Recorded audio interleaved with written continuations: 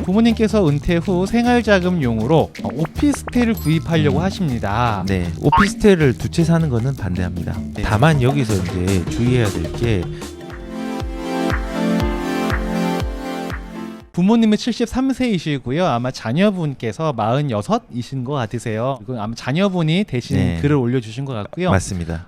요약을 보면은 이제 3억이라는 현금이 있으시고 투자금이 있고 상당 목적은 투자를 하고 싶은데 선호 물건은 오피스텔이시다. 오피스텔. 그리고 현재는 주택 소유는 있다. 네, 1주택자이십니다. 네. 그리고 거주지나 직장 소재지 등 생활지역은 파주라고 파주. 하시고 또 상담을 올려주신 자녀분께서는 경기도 시흥. 요즘에 핫하죠. 네. 따르게 핫했으면 더 좋았을 텐데. 네. 자, 그렇습니다. 그리고 내용을 좀 보면요. 부모님께서 은퇴 후 생활자금용으로 오피스텔을 구입하려고 하십니다. 네. 일산 백석역 부근 매매가 1억 2천짜리 두 채를 사서 월세는 한 채당 55만 원 정도를 좀 예상을 하고 계신 것 같습니다. 이전에 제게 증여한 자금이라 부모님께서 갖고 있던 걸 자녀분에게 증여를 먼저 하신 자금인가 봅니다. 그래서 증여받은 돈이라서 제 이름으로 구입을 하고 월세를 받으시려고 하는데 백석역 부근 오피스텔을 구입이 좋은 판단인지 아니면 더 좋은 방법이 있는지 여쭤보고 싶습니다 라고 질문을 주셨습니다. 간단하게 얘기하면 부모님이 자녀분에게 증여를 했고 그 증여한 돈을 가지고 오피스텔을 매수해서 오피스텔에서 월세를 받으면 그걸 부모님 생활비로 드리려고 한다. 네. 근데 그 오피스텔을 두 채를 살려고 하는데 지역은 백석역 부근이다. 요거 좀 괜찮을까요? 라고 질문을 주신 것 같습니다. 네. 자, 소장님 어떻게 보십니까? 일단은 지금 결론부터 말씀을 드리면요. 그 오피스텔을 두 채 사는 거는 반대합니다. 오피스텔 두 채는 반대다. 네. 그리고 어르신이잖아요. 이제 70세가 넘으신 분이기 때문에 이 부분은 되게 중요한 게 현금 흐름이 필요한 거예요. 맞아요. 근데 그 흐름을 오피스텔로 하는 것보다 조금은 분산을 하는 게 좀 필요하겠다. 네. 라는 거고, 그리고 마지막으로는 그 외에 이제 영목이주론 있죠. 네. 그것까지 활용을 해가지고 현금 흐름을 많이 조금 활성화시키는 게 좋겠다라는 결론으로 시작을 할게요. 그렇죠. 예. 아무래도 이제 연세가 지금 아까 보면 73세이시기 때문에 지금 자산을 증식하는 것도 물론 의미가 있겠지만 더 네. 중요한 게 현금 흐름이 들어와야 네. 그걸 손주들 용돈도 주고 그렇죠. 맛있는 과자도 사드시고 네. 부모님들도 그렇게 생활을 좀 윤택하게 보낼 수 있으시니까. 그런데 이제 그렇게 제가 결론을 내리고 이제 얘기를 하는 것들을 말씀을 드릴게요. 우선요, 오피스텔은요, 나이가 어리신 분들은 사시면 안 돼요. 왜냐면은 오피스텔의 가격들은 실질적으로 동일한 주택의 평수로 비교를 해봐도 가격들이 상당히 차이가 많이 나요. 예를 들어 같은 평형대 아파트면 오피스텔보다 네. 집값에 대한 변화가 좀 더 기대할 것들이 많다라는 거죠. 그렇죠. 그래서 예를 한번 들어볼까요? 네. 지금 거긴 한번 보실까요? 여기 보시면은 신사역이 있죠. 네. 예, 신사역이 있는데 논현동 신동 아파트가 있어요. 네. 여기에 10평대를 한번 볼게요. 16평 있죠? 16평을 보면 가격들이 2006년에는 한 1억 한 9천 정도가 네. 되었다가 1억대에서 지금 9억 5천 정도까지 찍혀 있어요. 네. 이게 이제 2월 달에 찍힌 가격이에요. 네. 자, 그런데 똑같은 신사역인데 네. 미러링처럼 대각선으로 한번 가볼게요. 네. 그러면은 여기 오피스텔이 한 게 있어요. 네. 똑같은 16평이죠. 네. 전체 기간을 보면요. 과거의 가격은 얘도 1억대였어요. 네. 똑같은 시기에. 네. 1억 초반대였고 아까는 후반대였는데 네. 그런데 지금은 2억대예요. 자, 이제 생각을 해보면요. 네. 이게 시세 차익과 그 다음에 이제 수익형 부동산이냐 아니면 시세 차익을 노리는 부동산의 차이예요. 그 오피스텔 같은 경우는요 올라가는 속도가 매우 네. 느려요.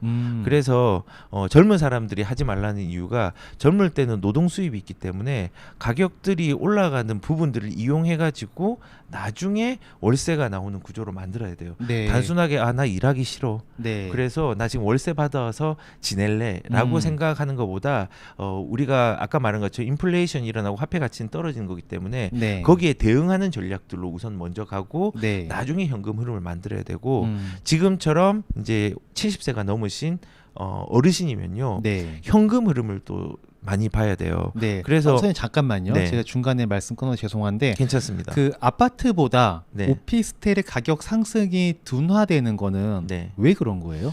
일단은 뭐 여러 가지 이유가 있는데요. 오피스텔 같은 경우는 상업 지역에 네. 이제 지어지는 거고, 네. 그다음에 일반 주택 같은 경우는 그냥 주거 지역에 지어져요. 네. 그런데 이제 상업 지역에 지어지는 건요. 우선 용적률을 많이 써요. 네. 그 다음에 올라갈 물건들이 한계가 네. 있어요. 근데 주거는 그런 부분들은 조금 사업성이 나오는 새로운 물건으로 갈 수 있는 가능성이 여지가 있는 아파트 주거 물품이거든요. 예를 들어 뭐 네. 지금은 10층짜리 건물이 지금 네. 나중에 재건축이 돼서 20층 될 수도 네, 있고 그런 여지가 있는 거죠.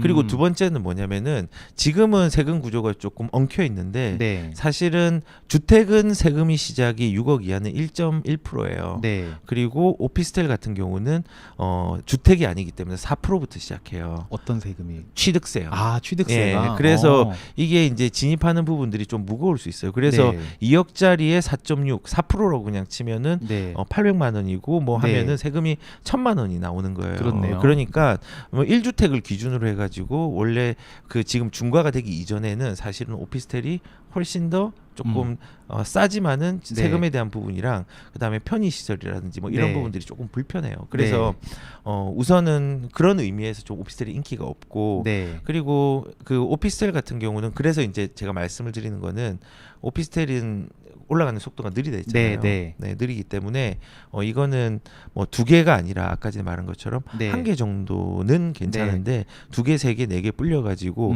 관리하고 공실 관리하고 이런 부분들로 스트레스가 어르신들이 받으면 안 되니까 그렇죠. 그냥 1개 정도로 가는 거는 찬성을 할게요. 네. 그러니까 오피스텔의 가격 상승 폭이 좀 둔화되는 요인들이 있기 때문에 네. 젊으신 분들은 이런 걸 별로 추천드리진 않으시는 거고 네. 연세가 있으신 분들은 자산 증식도 중요하지만 월별 현금 흐름이 더욱더 중요할 수 있으시기 때문에 네. 오피스텔을 하시는 거를 추천드리긴 한다. 네. 그런데 갖고 계신 돈을 다 써서 2개를 매수하시는 거는 조금 다시 생각해 볼 필요성이 있다라는 네. 말씀이시죠. 그렇죠. 그래서 뭐 예를 한 개 더 들어볼게요. 네. 여기에 그 리센츠라는 아파트가 있어요. 네. 엘리트 중에 리센츠죠. 여기에도 10평대가 있단 말이에요. 12평대. 네, 네. 보시면 가격이 10억이 넘어요. 네. 보세요.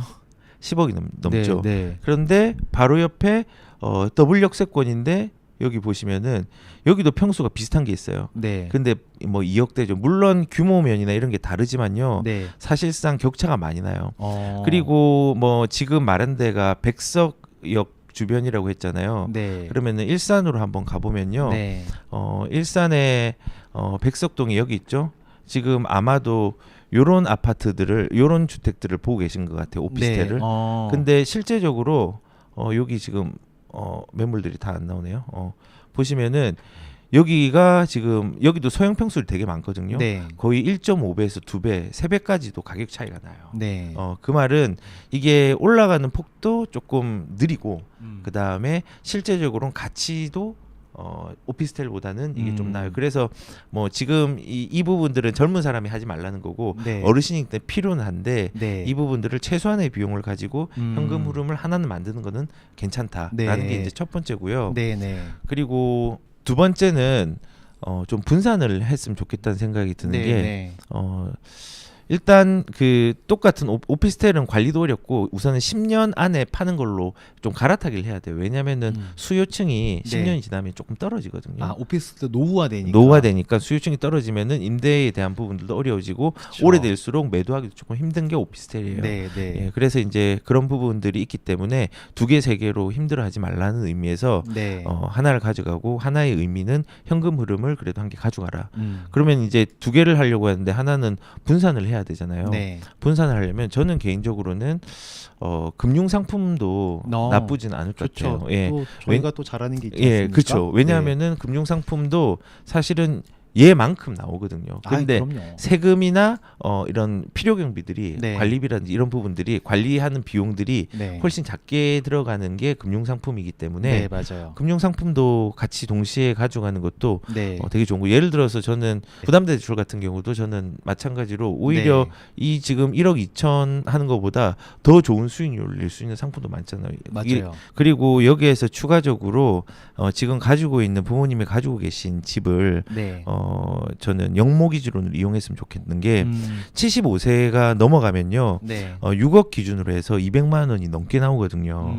그리고 단 이게 되게 중요한 게 영모기준으로는 55세도 할 수 있고 60세도 할 수 있는데 60세 하면은 그냥 60세에 나온 그 금액이 고정이 되는 거예요. 그래서 네. 늦게 들수록 되게 좋은 거고 네. 늦게 영모기준을 들고 난 다음에 이게 이제 우리가 이제 생을 마감할 수 있잖아요. 그렇죠. 그러면은 이게 상속이 돼야 되는데 이익금은 상속이 돼요. 내가 만약에 6억 중에서 3억을 썼다. 네. 그러면은 3억에 대한 부분들은 상속이 돼요. 음. 근데 내가 6억을 했는데 8억을 썼다. 네. 그러면은 마이너스 2억은 상속이 되지 않는 구조예요.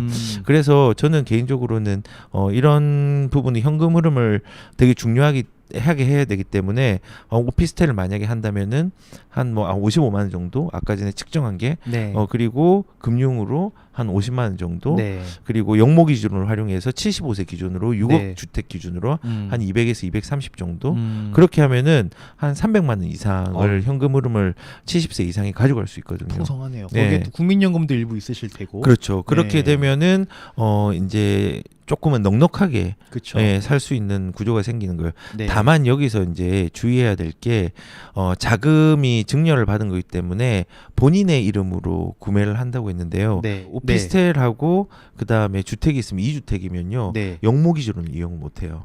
아. 그러면은 부모님이 가져가는 것보다 우선은 자녀의 희생이 있다면은 네. 자녀가 오피스텔로 가져가고 그 오피스텔에서 부모님이 용돈을 준 형식으로 월세가 나가야 되는 게 맞는 것 같아요. 예. 1가구 2주택이 되면은 영모기가 신청이 안 되는 거예요? 그렇죠. 1주택이어야 돼요. 아, 예. 예를 들어서 저 오영일이라는 사람이 나이가 들었어요. 예. 제가 막 한 70살 어른이 됐어요. 집이 100채 있어. 집 100채. 아유, 무서운 예. 소리를. 예. 집이 2채가 있는 거예요. 예. 그러면은 2채 중에 한 채만 나 영모기지에서 신청해야지 그럼 안 나오는 거예요? 네, 그렇죠. 아, 한 채가 있어야 한 채만 있어야. 그 네. 나머지 내가 영모기지를 하고 싶으면 나머지 집을 다 팔아서 네. 1주택자가 된 상태에서 신청을 해야 영모기지가 신청이 되는 거예요? 그렇죠. 그리고 그 주택 자체가 9억이 넘어가면 또 신청이 안 돼요. 아. 네, 그래서 그런 좀 제약 사항이 좀 있어요. 야, 그러면 서울에 계신 분들은 영모기 신청하는 게 쉽지 않겠는데요? 그렇죠. 이사를 해야 되죠. 그러면은. 야. 네. 그래서 지금 파주라고 하시니까는 아직 가격대는 뭐 역세권이 아닌 이상은 네. 뭐 그렇게 비싸지는 않을 거예요. 네. 다만 여기서 이제 주의해야 될 게 지금 현재 주택이 있으시면 한 개를 더 가져갈 경우에는 본인이 이제 다른 집으로 이동할 때 네. 불편함이 있어요. 왜냐하면 아. 오피스텔 때문에 이 아파트가 중과 대상이 돼요. 아. 자기 집이. 오피스텔도 1가구 2주택 뭐 이런 거에 해당이 되는 거죠? 오피스텔은 올해부터 좀 바뀌었는데 분양권 같은 경우는 1가구 1주택에 해당이 안 돼요. 네. 근데 이제 분양권이 지나고 난 다음에 이거를 오피스로 할 거냐, 업무용으로 할 거냐, 주거용으로 할 거냐 결정을 그때 하거든요. 아. 주거용으로 될 때 네. 이제 취득세에 대한 부분들도 중과가 되지만요. 네. 나중에 팔 때도 이거를 주택으로 포함을 시켜가지고 네. 나중에 다른 물건 내가 지금 현재 갈아타려고 할 때의 네. 물건들을 팔 때도 양도세 중과가 돼요. 그래서 자녀분이 조금의 희생은 필요할 것 같아요. 네. 그러면 이제 이 피해를 그럼 언제까지 가져갈 것이냐? 언제까지냐면요. 지금 그 자녀분은 중과 대상이라서 제가 지금 불편하다고 얘기를 했는데 네. 규제가 풀릴 때까지 기다리고 그 규제가 풀리고 양도세 중과라는 게 없어졌을 때 자기 집을 이동하는 걸로 하는 게 오히려 좀 좋을 것 같은데 다만 여기서 희생해야 되는 거는 2주택이기 때문에 네. 과세가 일반 과세가 적용이 되고 네. 비과세 혜택은 조금은 포기해야 되는 부분도 있다라는 거 말씀을 드릴게요.